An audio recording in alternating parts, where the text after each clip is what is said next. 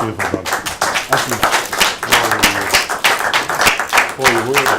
Ja, Graag gedaan. Ik hoop dat ik het uitgedrukt.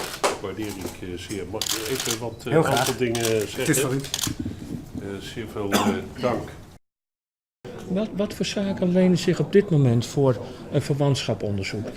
Nou ja, goed, dat kan van alles zijn, maar binnen het kader van de wet.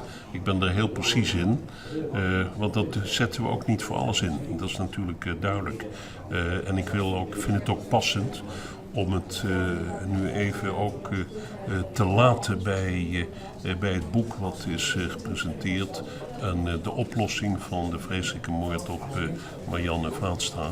En dat de Bouke Vaatstra toch de man is die nooit opgaf. Hoe zetten wij dit boek een punt? Ja, dat is afgelopen. Ja, het maakt een keer oorlog mee. En dat is nou gewoon orde. Hoe belangrijk is het voor jou? Nou, het is belangrijk dat alles versleid is. Wat zou de minister van Justitie krijgt al zei. Het is heel belangrijk dat het versleid in het boek, dat mag een heel broeder doen. Maar ja, het is natuurlijk, het had moeten wel hier worden. Maar goed, het is wel zo natuurlijk. Ik ben blij dat het versleidt. De minister het ook zijn van, ja, waar kun je hiervan leren? Wat kennen ze hiervan leren, denk je? Nou, met wat je eigenlijk insteert van het onderzoek van het Openbaar Ministerie en zo.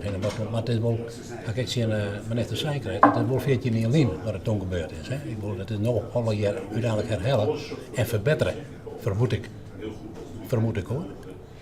Nou is het zo, je zegt van, ja, het boek moet nou dicht, we willen een punt zetten.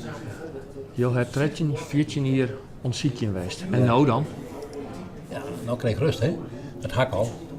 Ik haal heel veel de rust en daar ben ik heel blij mee. Ik ken ook één steen wat ik wil. Ik kom nog net weer te denken van ik ben dan naartoe te willen, want dan krijg ik telefoon of dan kom ik gewoon in die richting. Het is nog gebeurd. En dat viel goed? Dat viel heel goed, ja. Best, prima. Ja. Dank u wel. Graag gedaan.